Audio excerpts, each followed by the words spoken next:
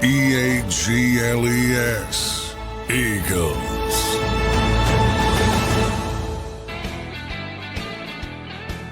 Welcome in, everybody, to a Wednesday edition of Birds 365 here on JAKIB Sports. We are now 5 days away from the Philadelphia Eagles taking on the Washington Commanders in the NFC title game in Philly. Johnny Mac, how you doing on this Wednesday morning, brother?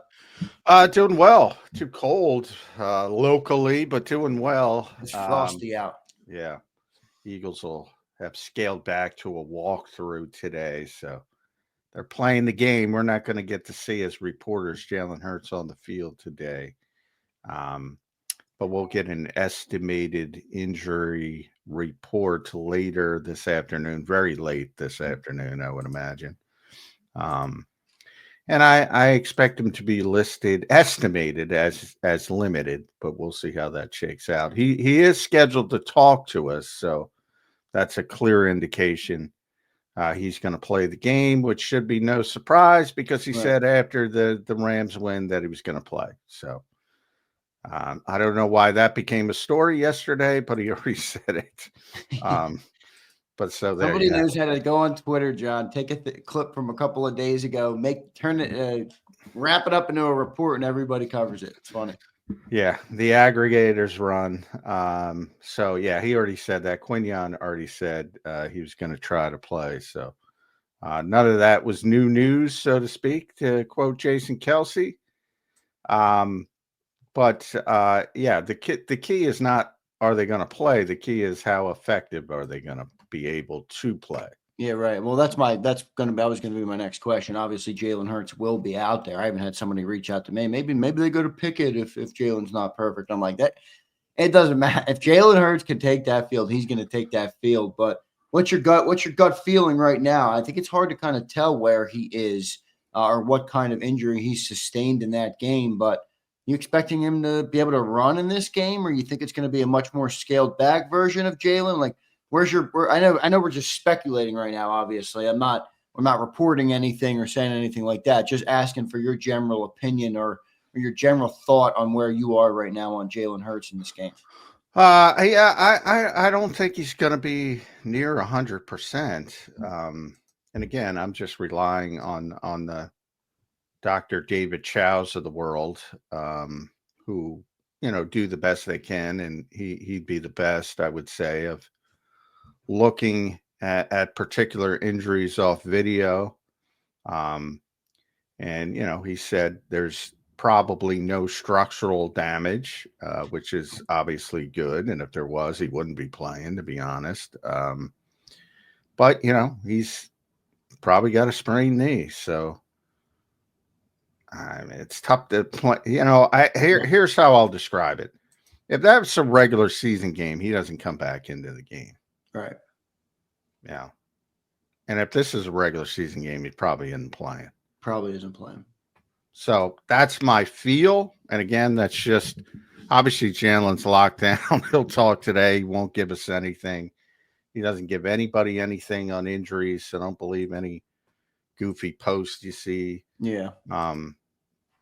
But yeah, I don't think he's going to be 100%. Yeah.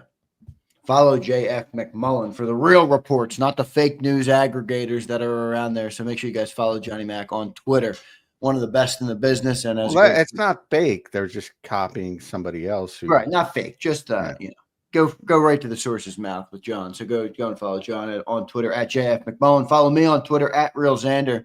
I'm your host, Johnny Mac. I had a funny, quick story before we get into the football talk, and we're going to break down this NFC title game. We got a great guest in hour number 2. We're going to talk to Brandon Lee Gouton.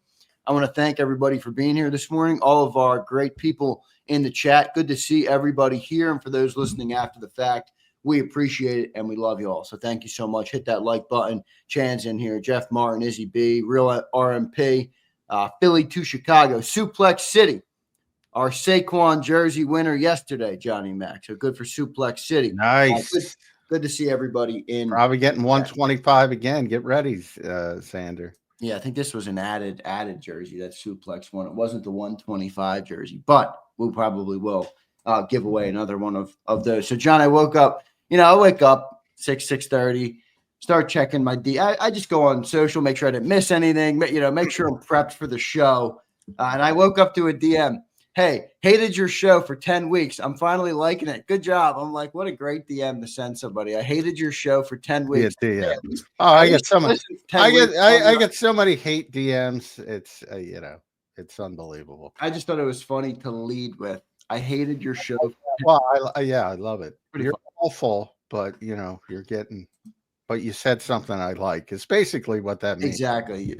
You finally said something I agree with. And when they hate you, you say something they don't like. So that's basically it. It's part of it.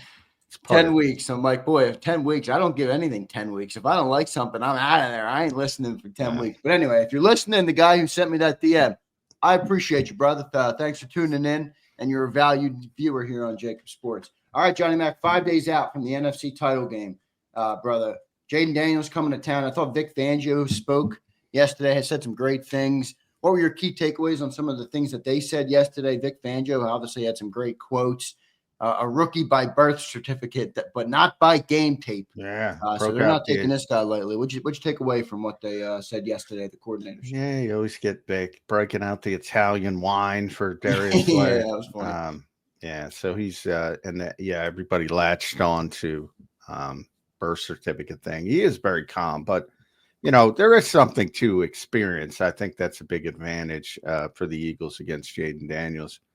But it is pretty amazing that a rookie is as calm. I talked about it, as calm and collected as he is. If you look at the divisional round, other than Mahomes, I don't think there's another quarterback who looked as calm and poised as Jayden Daniels in the entire round. It's a bunch of veteran quarterbacks. Yep. Including, the guy who's going to win the MVP and the guy who's going to be the runner-up.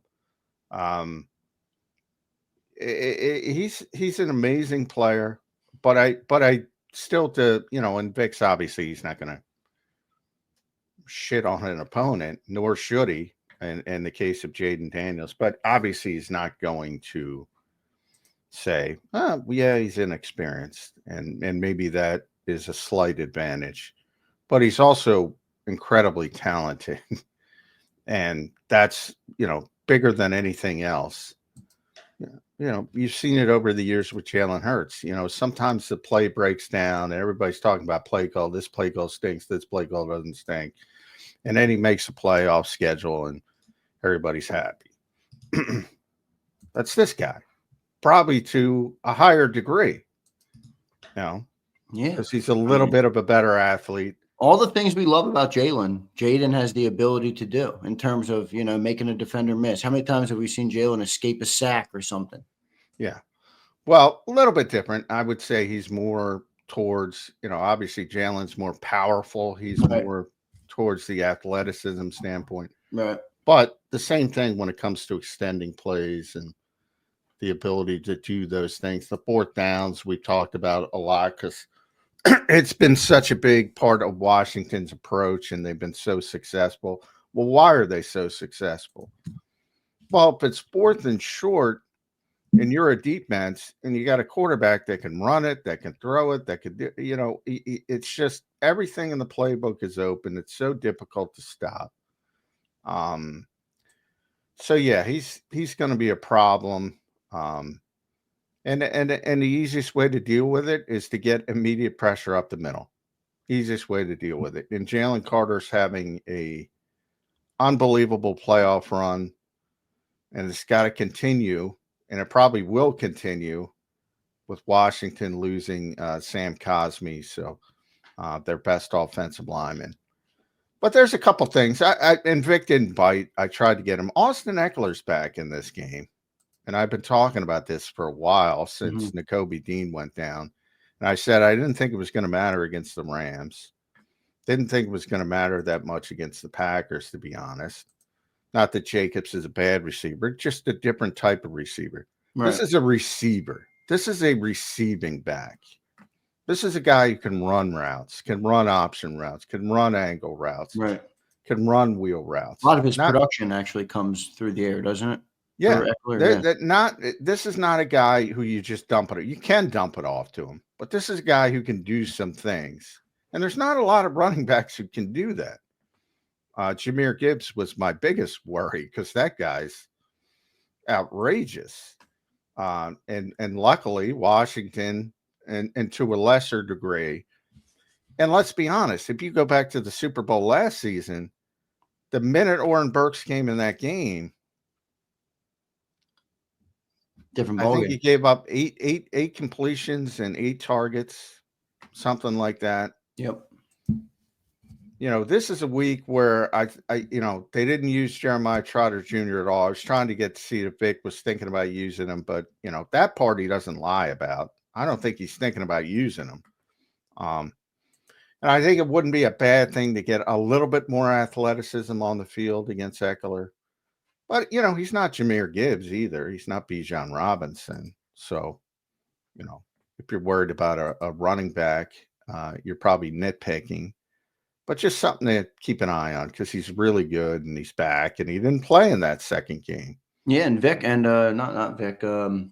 Cliff Kingsbury's having a good year as a play caller over there for their offense. So I would assume he will draw some stuff up to try and exploit that matchup, John, for sure. Yeah. Well, I mean, if you look at it, he was on injured reserve, so he missed the second game they won. In the game they lost, he was the Commanders' leading receiver. And he had eight receptions for 89 yards. This is a running back. Now, that's a bad – Washington didn't play well offensively. They couldn't get the ball. Remember, they couldn't get the ball to Terry McLaurin that week, and that was a big deal, and everybody was saying, lock down this, lock down that. And Eckler was the guy who sort of kept him in the game until Saquon broke it open. Yeah, he might be tough to deal with this week. Yeah, no doubt about it. John, I rewatched the Eagles Commanders game from, what was it, week 15 maybe, or December 20th, 22nd, I think the game was. I rewatched that game last night. Tough to pull a lot from it without Jalen Hurts on the field, but the one thing I'll say that I really noticed is in the first game we beat the Commanders, we contained Jayden Daniels. He didn't run very much on us. And in the second game, he gashed us several times. He had the 4th and 11 play late in the game. It basically could have iced the game. We were up by 2 scores at that point, and they had a 4th and 11, and he runs for it and picks up the first down. And that's an Eagles play. That's a perfect example of exactly. An Eagles play. So, I think one of the keys here is you got to contain Jayden Daniels, or do not let him gash you in the running game, because he's got the weird ability, John. That's where I compared him to Jalen, where he can just move the chains, on 3rd down, 4th down. And Vic said it yesterday. They trust him to do a lot, and he's taking it well. So I think you got to contain Jayden Daniels in this game. Yeah, no question about it. I mean, it was a tale of 2 games, 5 touchdowns in the first game, which was like week 11. So they played each other very closely. But the Commanders lost Eckler between the first game and the second game. The only success they had was throwing it to Eckler and Zach Ertz, so they couldn't get the ball. McLaurin had 1 catch. Zacchaeus had 1 catch. Brown had 1 catch. McCaffrey didn't have a catch. They couldn't get the ball outside at all. So that's something to keep an eye on. And then, they did a very good job in the running game. You remember that 4th down stop by Zach Bond, which was so key in that first game. And it's easier when you have Zach and Jacoby, because you're going to have to spy him. And now you're going to certainly, probably have to do that with Zach Bond most of the time, which takes him away from other things he does well. So this is the week where I'm a little bit concerned about the Jacoby injury. But, the Eagles are far more talented. I mean, everybody has injuries this time of year, and you have to overcome them. Yeah, but I think it'll show up a little bit more this week. Yeah, no doubt about it. So we'll see how that goes. John, from a defensive perspective, and I think it's fair, but many Eagles fans feel super good about their defense, and I do too. They're the best defense in the NFL, and they've been all year, and they continue to impress. Here's the one thing I'd say about this game. You're coming off, obviously, last time you played this team, Jayden Daniels threw for 5 touchdowns. I know they had 5 turnovers, but not all of those were on Daniels. He had the 2 picks, but De'Ami Brown had a fumble and Brian Robinson had 2 fumbles in that game early. So not all on Jayden there, but he did shred you for 5 touchdowns. And then you're also coming off a game where your defense gave up, 330 passing yards to Matthew Stafford in the snow. The Commanders put up 45 points last week on the Detroit Lions. The Commanders put up 30-plus points in the first half of that football game. How do you expect the defense to match up with this team? Are you expecting a much lower scoring game? You think the Eagles are going to have to score more? What's your general thought on where the score is going to fall in this game? Because a lot of people are predicting it. Okay, the Eagles defense is going to hold them much better than the Lions did, and it might be in the 20s. All right, that's a game I like the Eagles in. If the Commanders are able to put up 30-plus points, you're talking about a different football game here.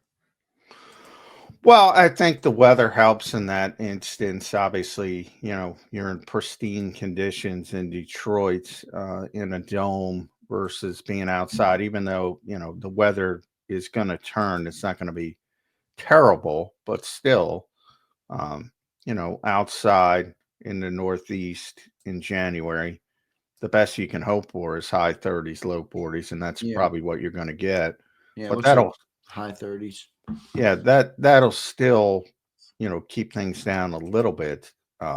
So number one, I don't think you're going to see a 45-40 shootout, just from the standpoint of the weather impacting that. And then, yeah, I do think one of the best things Jim Schwartz ever told me is games have personalities, and I say it all the time. Yeah. So, I think people get caught. Like Matthew Stafford throwing for 300. That's not the important part. They're behind. They're trying to come back. The raw number is not the important part. But games have personalities. And sometimes you got to win a shootout, Super Bowl 52. Sometimes you got to win a grinded out game.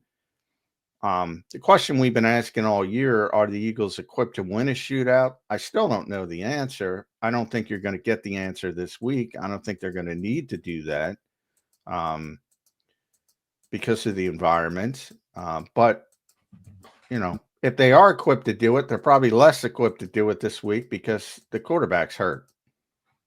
It's just a matter of how bad the injury is, which we'll be talking about all week. And we probably won't know till game time. No doubt about it. We'll see how it plays out. John, any other takeaways from what the coordinator said yesterday? For the people, I asked Kellen about the passing game, and God bless him, he chuckled.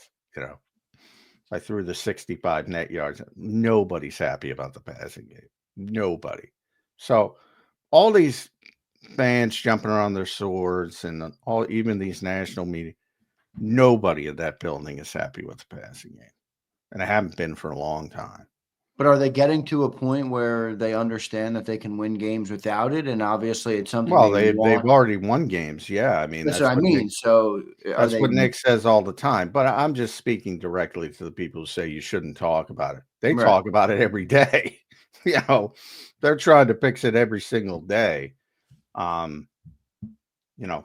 think you hit almost, even with the injury, I think you hit rock bottom last week.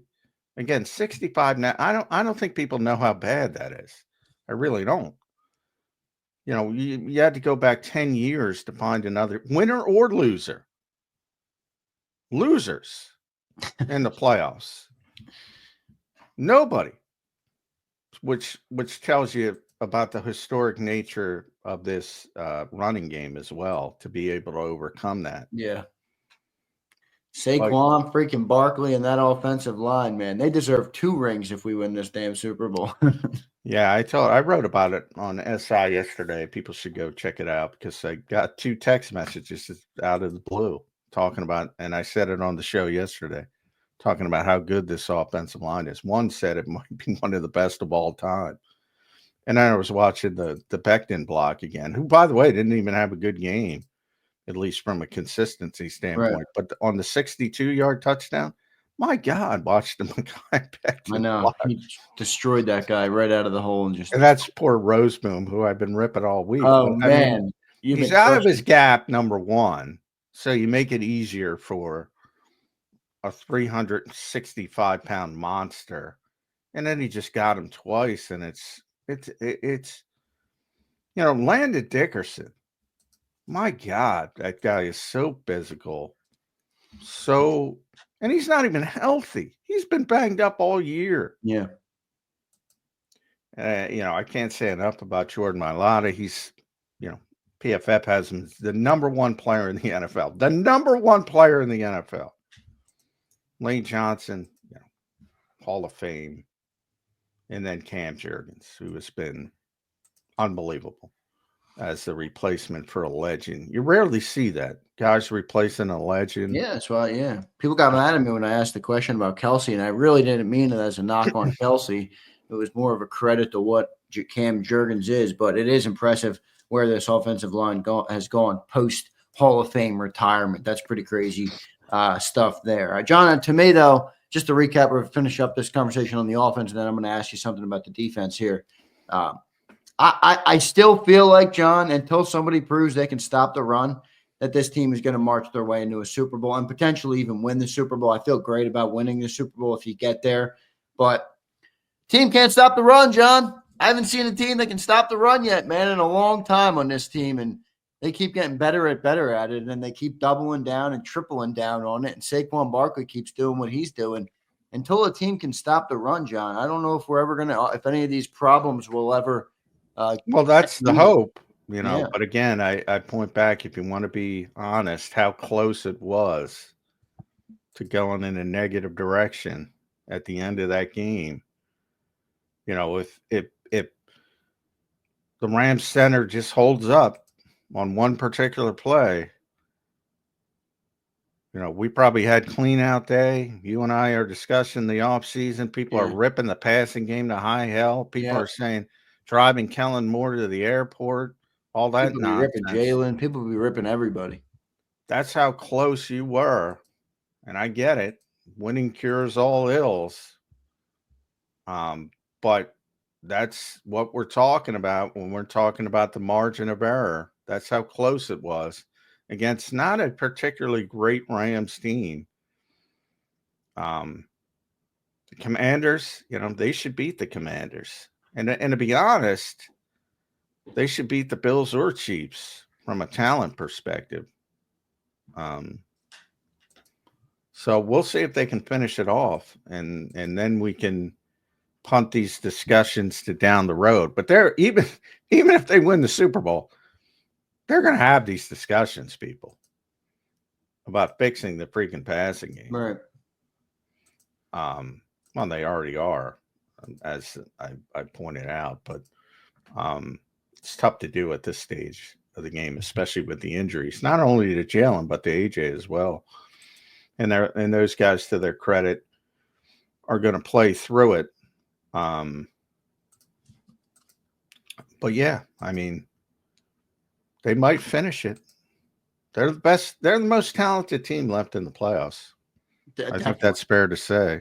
No doubt. But they were the most talented team the first time they played Kansas City. That's true. Doesn't always work out when you're the more talented team. Sometimes the better quarterback wins. We'll see how it all plays out. John, Sam Cosmi out, torn ACL, done. Is Jalen Carter going to destroy this game like he did last week? Well, he might destroy it with Sam Cosmi in. I know.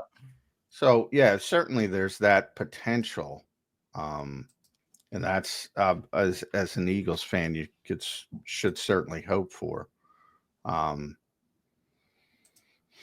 Yeah, I mean, that guy, like I said yesterday, when we were having the discussion on the best player, I should have threw his name in the mix, and I didn't. And I regret that, because he is becoming so good so quickly in his career. Not that that's not expected.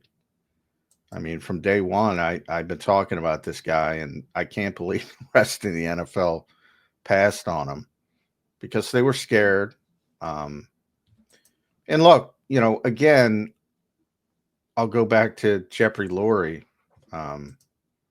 giving people the rope to take that kind of chance, which other cities, most notably Chicago, they can't do that. or they feel they can't do that. So, Jeffrey Lurie deserves a lot of credit as well. Yep. No By the doubt. way, I never checked till right now. I was thinking about that Pectin block. Roseman got an awful grade. Oh, what did he grade out? 42. Oh, that's a failing grade by every metric. Yeah. Second worst player they had on the field defensively. And that's their middle linebackers getting Who was their destroyed. worst? Colby Durant, but he only played 22 snaps. So the guys who played significantly, Roseman was the worst. And that's certainly what I didn't even look until right now, because I was pretty confident. Yeah, he did not have his best game. And a lot of that had to do with the Eagles' offensive line as well. Yeah, no doubt about it. Bro, I want to thank everybody in the chat. We're going to get to some super chats here in just a second. So once I do that, I'll read some of them off. We have Brandon Lee Goutwin in hour number 2. So we got a good show planned for everybody today. And we are halfway through the week prepping for the NFC title game in Philly with a chance to go to the Super Bowl. Let's see how it plays out. Seth Shifley checks in. What did both of you think of the Ben Johnson hire in Chicago? Good or meh for Caleb Williams' development and maturity at quarterback? Would Glenn follow him? I think it's a good hire for the offense. I'm curious to see how he handles all the things that John talks about constantly, that being a head coach is a lot more than just play calling. I think he's going to help Caleb, though.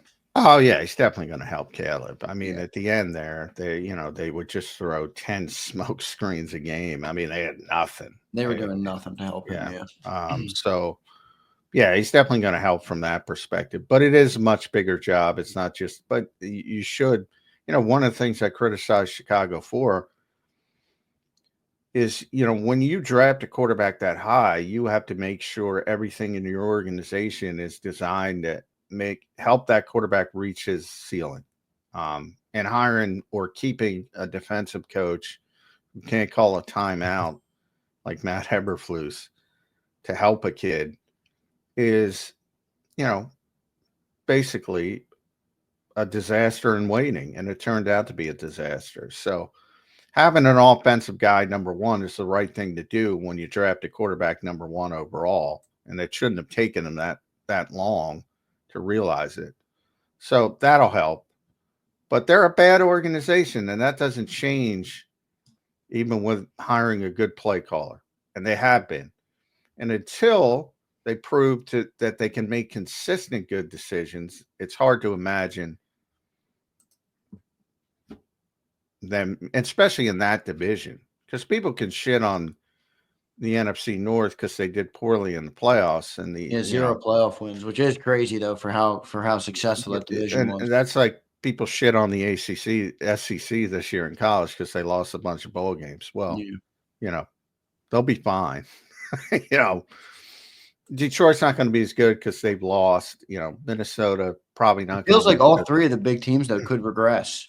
Maybe not the Packers. I don't know about the Packers. Packers probably won't. People think I'm a Packers fan because they always talk about the Packers. I do because I respect their organization. I don't respect Chicago's organization at all. Minnesota's sort of they make some good moves, bad moves. And Detroit's getting there. They're getting better as an organization. Yeah. I'd say, at least, obviously. And they have so much talent. Are they going to take a step back? Yes, but remember how much they lost. And Aiden Hutchinson is coming back, and Alim McNeil is coming back, and all their cornerbacks are coming back. So, they still have a ton of talent. So that's not going to be the easiest division to deal with right away for Chicago. Good stuff there, Seth. Appreciate that, John. You'll like this comment. Wild Bear checks in. Not going to lie, you guys are helping me understand football a bit more. So thank you. That's the point of the show, Wild Bear. We appreciate that comment. You listen to Johnny Mack, brother. You'll learn football. I promise you that. Seth Shifley checks in. I have a feeling that Ertz will be a sneaky factor. I don't think it's going to be sneaky. I don't think it's sneaky at all. You better be ready for it. I think he's going to be a factor for sure. Yeah. I mean, well, first of all, I love Zach Ertz as a person. So, I'm kind of biased in Zach Ertz, but he's having a great season as well. And he's the guy. I mean, he's the guy Jayden Daniels is looking for in high leverage situations. And he's having a good year. Is he what he was at his height in Philadelphia? Of course not. But he's still, I mean, a lot of those fourth downs, and Eagles fans should know, if anybody knows about converting fourth downs, it's Zach Ertz. So on the biggest stages, Yep. He's still a really good player. And he gets touchdown. I mean, he gets in the end zone too, man. Jayden Daniels looks for him in the red zone. So Ertz will most definitely be a factor. And I would even surmise to you that Zach Ertz is dreaming right now. He's visualizing destroying the Philadelphia Eagles, or at least getting a touchdown and some catches. Yeah, I don't agree with. First of all, Zach loves. Well, he's competitive. He wants to beat anyone. That's what I mean. Even if you love Philly, you want to go out there and say, "Hey, man, you should have kept me around there longer." Yeah, well, that part of it. I mean, he's very competitive, but that's baked into it. Most NFL players are very competitive. Most, not all, but the vast majority are just they want to win. Right. They want to. They're going out there. And Zach is certainly in that category, but he loves this city. He still does so much charity in this city. And he loved his time here. And if anything, he's more mad at, and how he made the right decision. But because Dallas is still better when he's on the field. I mean, Dallas has been great in these playoffs. Dallas Goedert. Yes, he has. That's true. And well, right now he's the only guy. Right now, the Eagles' passing game is all about open receivers. You got to scheme guys open. Yeah, and Dallas is the one getting open, and he's getting open by significant margins. A lot of Goddard's catches are coming, and there's no defender within 3 yards of him. It's pretty amazing. Yeah, it's like college-esque. Yeah. So he's playing well. So the Eagles made the right decision. But yeah, I'm sure Zach wants to win, but he wanted to win last week. He's just a very competitive person. Good stuff there. Brian Garner checks in. Appreciate everybody in the chat today. Good stuff, everybody. 5 days out from the NFC title. Brian Garner checks in. Our defense is allowed to mimic the QB cadence. I saw Lane mention that for the flinch. Sorry if you answered already, playing catch up this week. All good, Garner. Good to have you in here, brother. Yeah, I mean, yeah, you could do a lot of. I mean, I talk all the time. Jason Kelsey used to steal 18 inches on tush bushes. There's a lot of Mike Vrabel, interestingly, was just talking about, he got a rule change as a coach. He got a rule change as a player. And it was really interesting discussion. Back in the days on field goal block, he used to mimic timeouts. So when New England would call timeout, you can't call 2 consecutive timeouts now. But a lot of players don't know these. One of the biggest problems with the NFL, and I always say all the time, Zander, you know this, people really don't hate the officiating. They hate the legislation of the officiating. They hate the rules. And there's so many rules, people don't know them. Even players don't know. Yeah, and you talk about that all the time. It's just over-legislated. So Vrabel knew if he called timeout on field goal block, they wouldn't give it to him because they weren't allowed to give it to him. But if the offense didn't know that, and he would do it right in front of the tight end, he said, they think I'm calling timeout, and they might raise their hands, and it's a false start, and he just points at them, false start. And, it worked a couple times, and the NFL had to change the rule and say it's a delay of game on the defense if they try to do that now. Right. So, yeah, there's all these little intricacies inside that, smart players like Mike Vrabel would try to take advantage of. And generally, when somebody figures something out like that, they close the loophole the next season. But yeah, there's a lot of things that defenses do to mimic offenses. There's more, honestly, that the offense does to try to lure the defense offside. So, and Kelsey was phenomenal at that, unbelievable at that kind of stuff. Not only stealing yardage, but getting guys to jump and things like that. Yeah, no doubt about it. Good stuff there, Johnny Mac. John, one other player I want to ask you about here for the Eagles coming into this game, this NFC title game, that I think is going to need to be a part of the game, and he hasn't been in the first two playoff games. And then we'll get to a commercial break. Is A.J. Brown. All right, he's got 3 catches for 24 yards in 2 playoff games this year. I know he's a little banged up. I understand the team's running the ball. John, it feels like you're going to have to get your wide receiver 1 involved for this team to go the distance. Do you expect him to be able to do that this week? Add in Jalen's knee injury, maybe has to throw the ball a little bit more this week. Got to get A.J. Brown involved. You agree? You would think, but how long have we been saying this? I know it's but this week, if the running game is not there,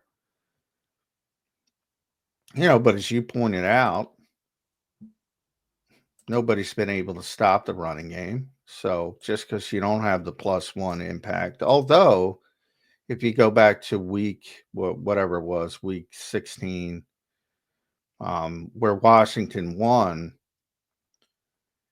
Barkley was effective early in that game. And then when Jalen Hurts, it became much more difficult. Now, the numbers are still there.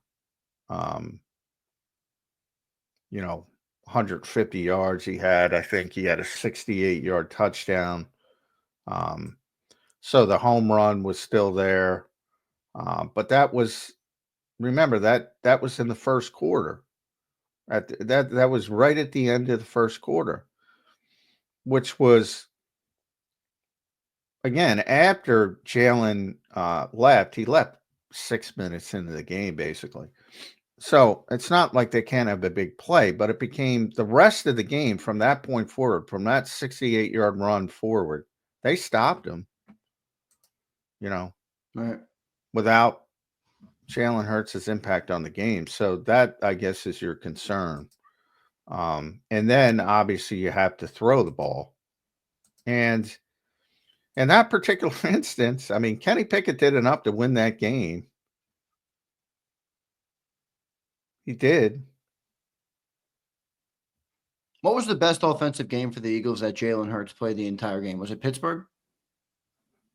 Yeah, I think so. Yeah. Well, A.J. Brown had 11 targets, 8 catches, and 110 yards in that game with a touchdown. Well, There's no freaking coincidence there.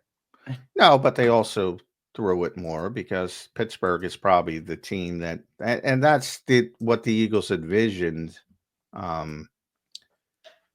right, if you're going to stop Saquon, if you're going to do all that to stop Saquon, Right, we'll be able to throw the ball. And that was the one game where it kind of happened. I forget what Saquon had in that game. It's probably 70 yards. Yeah, I think he had like 65 yards. I can look. Yeah. So, that was one of his worst games. So they had to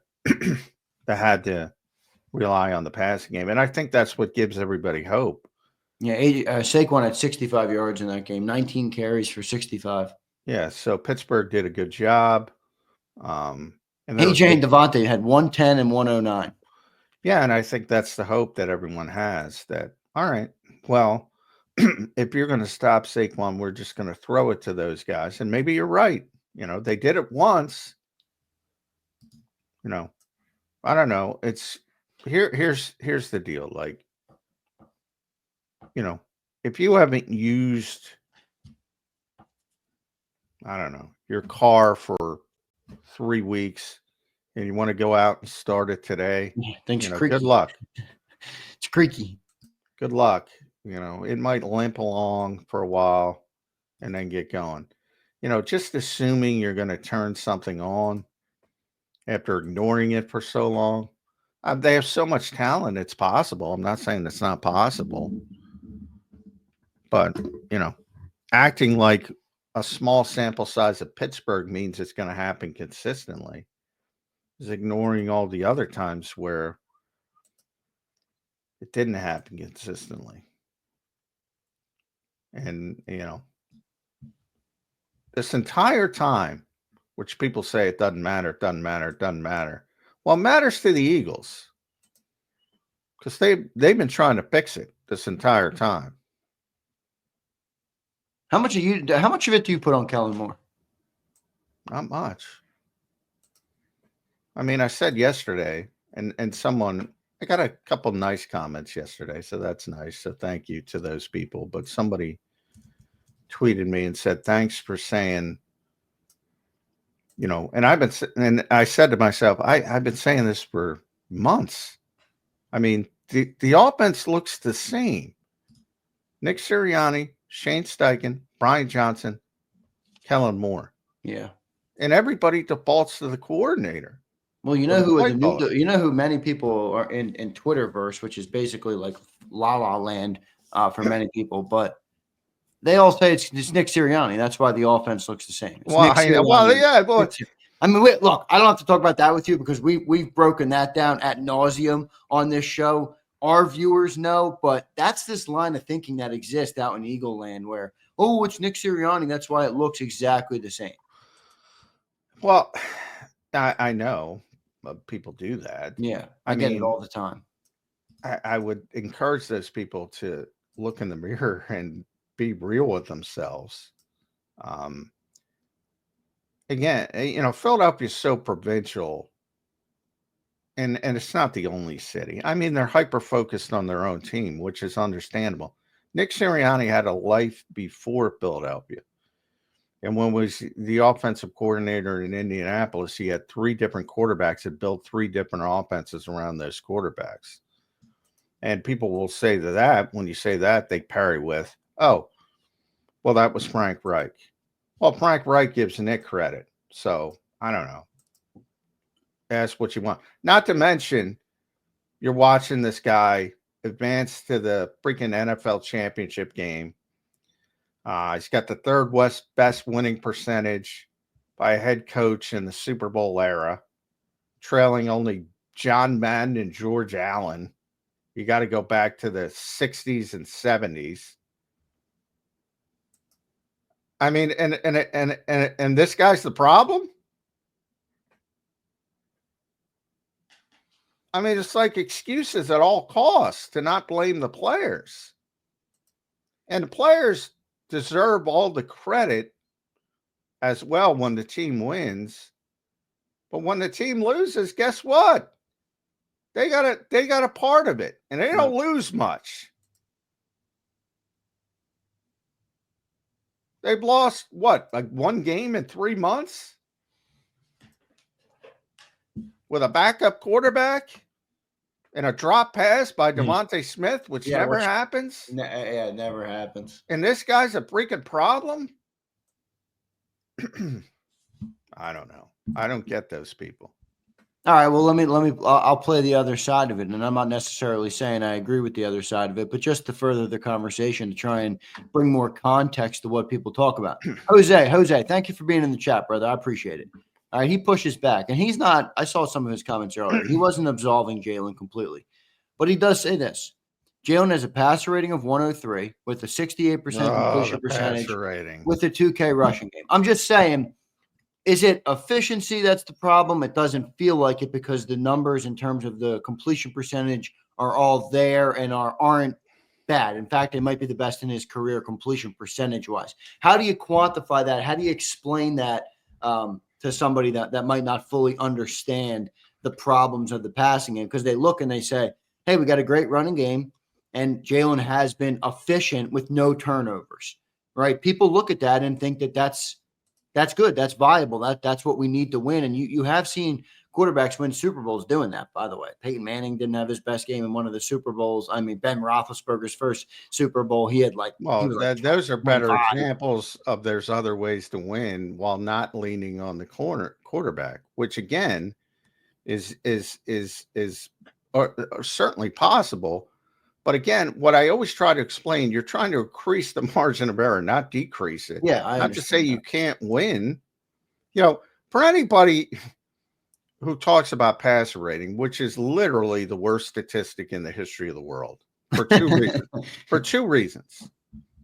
You know, and you sent me that sack one. Sacks are close as well. Thank you for sending That was a it. great clip, wasn't it? Yeah. Well, yeah. Thought Because I've you'd been like talking that. about that for years. So I'm Yes, glad. you have. And I like when people try to elevate that conversation. But for all the people that flippantly throw out passer rating, and I'm being conservative here, I guarantee you 99% of them don't know how it's even calculated. So what why is that relevant to you?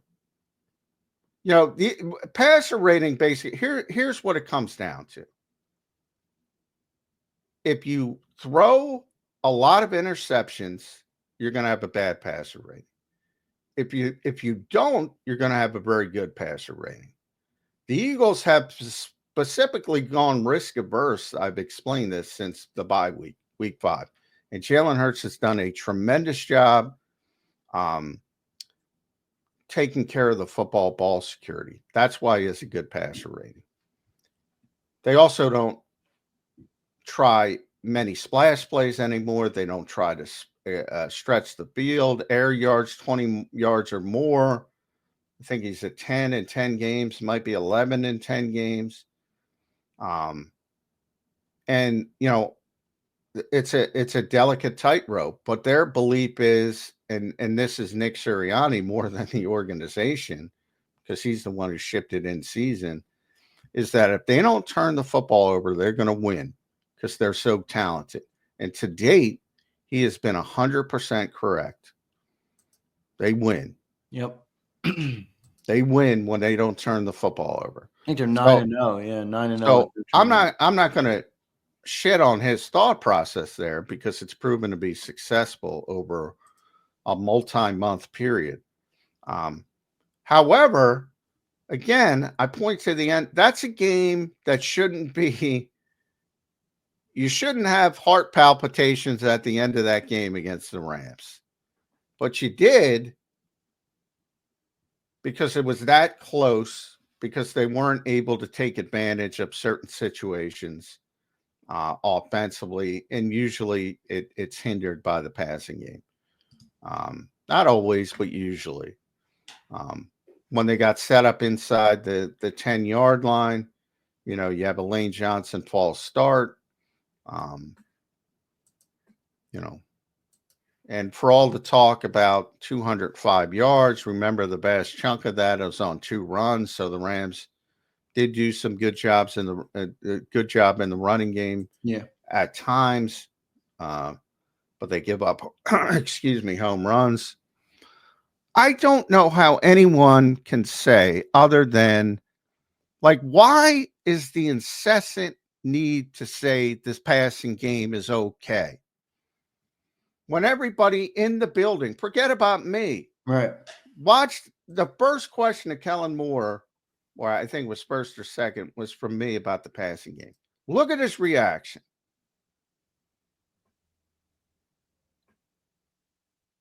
Nobody won 65 net passing yards in an NFL postseason game. Doesn't mean you can't win. They did win. You want to go in this week and say, all right, we'll win with 65 net passing yards. If you are, you're an idiot. What it means is, John, you run the ball for 280 and you still have a Matthew Stafford still has a chance to win the game in the last minute. That's what it means, really. Exactly.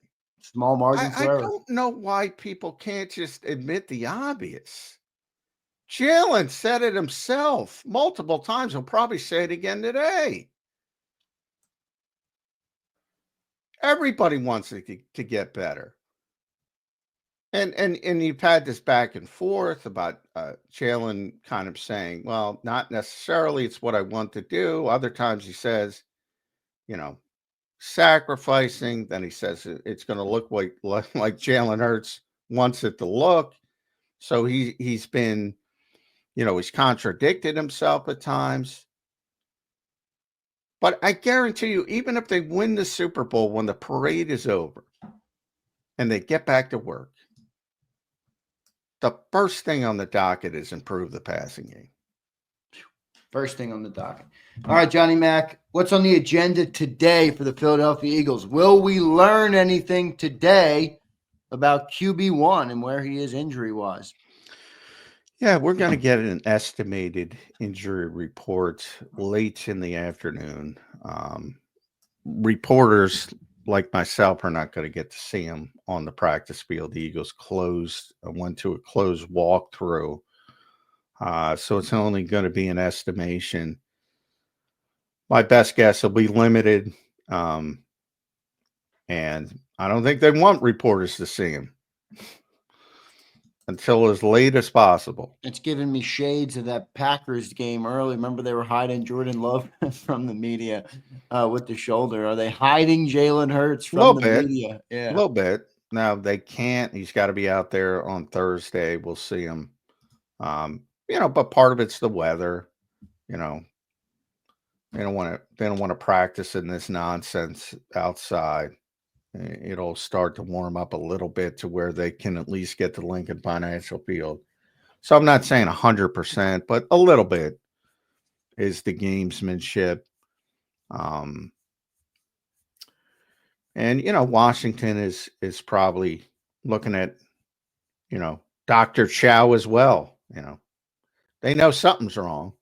And that'll be up to Bobby Wagner and Frankie Luvu on game day to figure out, all right, how much of the toolbox does he have? And they're not going to know that, and you're not going to know that, and I'm not going to know that until game day. Yeah. So it'll be interesting to speculate on that throughout the week. We'll see what Jalen can do. The one thing we know is that Jalen's going to play the game. How effective will he be will be the next question, and we will see that. I want to thank everybody for being here. I want to remind everybody, all right, we did a little Zander time giveaway after the show yesterday. We'll do another one today. We got a bunch of Legend members yesterday, so we're going to do a Legend giveaway today as well. So big thanks to all you guys. I'll share the link out. A lot of you guys wanted to upgrade yesterday and couldn't quite figure it out. I'm going to put the link in the chat, and I'll pin it to the top. So if you're one of the people that is a great supporter, and we appreciate it very much, you can go ahead and do that. We'll have that giveaway after the show today. Let's get to our first commercial break. We appreciate all of you guys being in here. Don't forget to hit that like button. NFC title game coming up. We should have more than 86 likes. Come on, people. Show some love to JAKIB Sports. Show some love to Birds 365. We appreciate you guys doing it. I'm going to tell you guys about the great people at BetUS, and then we will come back and more. So see the promo code I just put on your screen. It's YouTube 150. I've been showing you it all year. It gives you a 150% sign-up bonus on your very first deposit, and you get 125% on your second and third deposit, all up to $2,000. So deposit less and bet with more at BetUS. Go to betus.com.pa. That's betus.com.pa. They have the fastest payouts in the industry, 24/7 customer support, and they'll even give you your own custom account manager. So go check them out today, and a big thanks to them for sponsoring the 2-hour show today. We'll be back in 3 minutes, everybody, on Birds 365.